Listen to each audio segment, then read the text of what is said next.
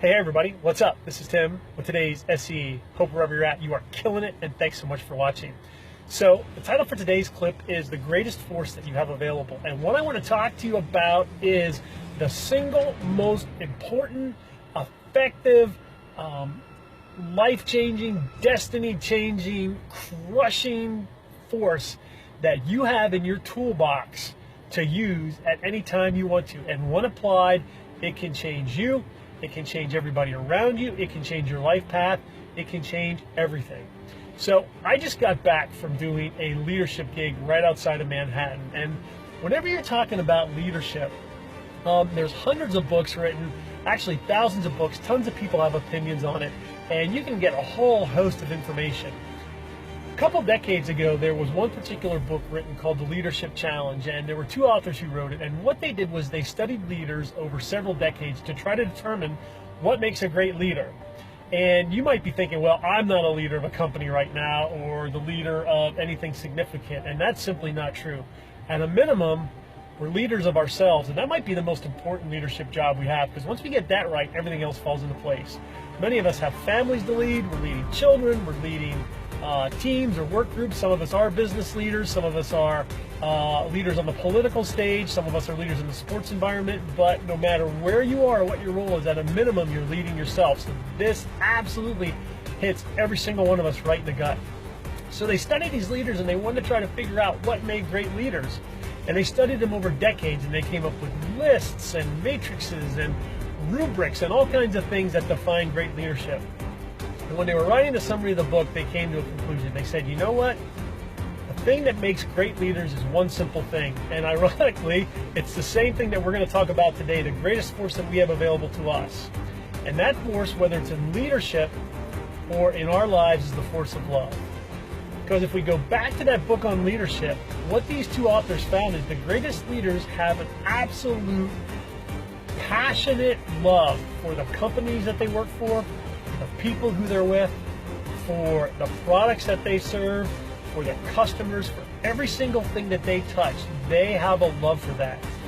And when we unpack the definition of love, we're not talking about romantic, gooey kind of love. What we're talking about is inside of ourselves, we have made the decision to put the needs of other people above our own. Whether it's putting the needs of a company or a customer above our own, or the needs of our children above our own, or even simply for self-leadership, putting our fitness needs ahead of what our bodies want to do, which is probably sleep in more. That's love.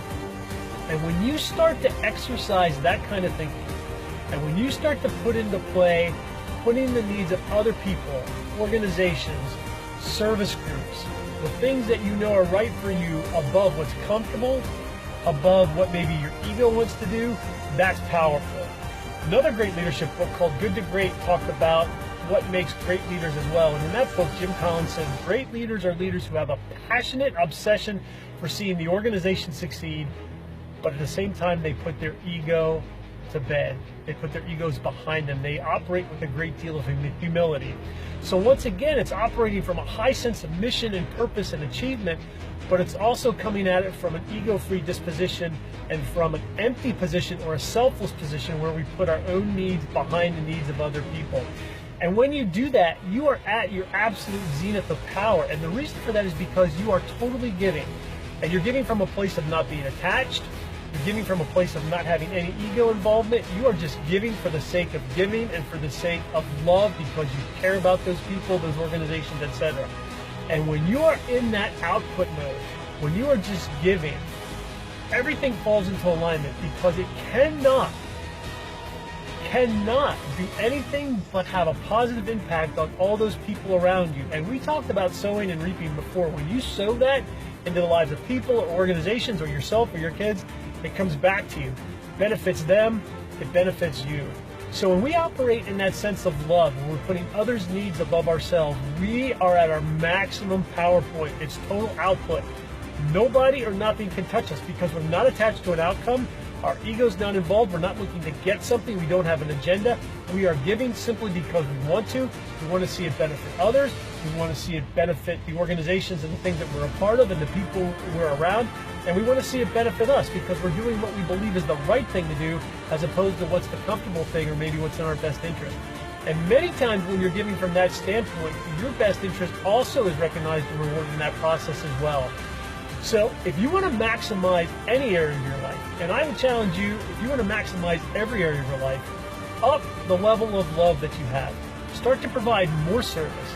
Start to put others' needs ahead of yours.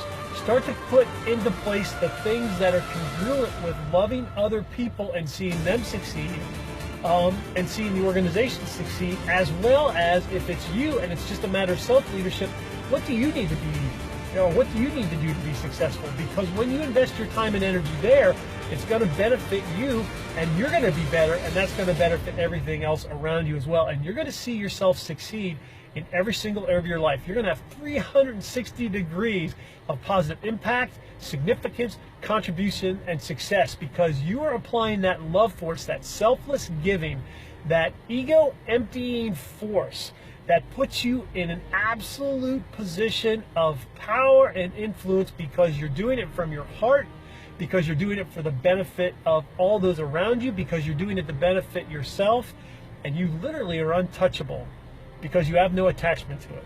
You have no stake in the game other than you're giving for the sake of giving, and you can't help but reap the rewards, and so will everyone else.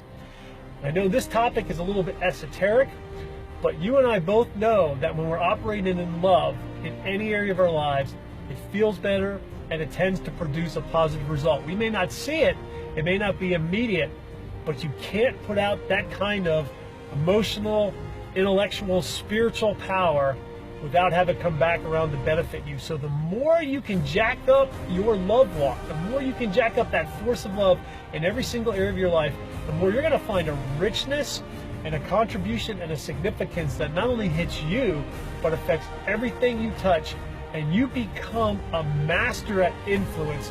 And that is power, and that is leadership, and that is where you and I absolutely have the capability to be every single day if we choose to use it. So the greatest force you have available to you is love. Are you using it? How can you use it more? How can you apply it more every day in every single area of your life? That's a challenge. Do it. It'll work for you. This is Tim from the LV, challenging you to use that power of love and watch the influence that you gain and the impact that you have, because it will change not only your lives, but the lives and the destinies of everybody and everything you touch. And there isn't much that's cooler than that. Have a great day. I'll talk to you soon.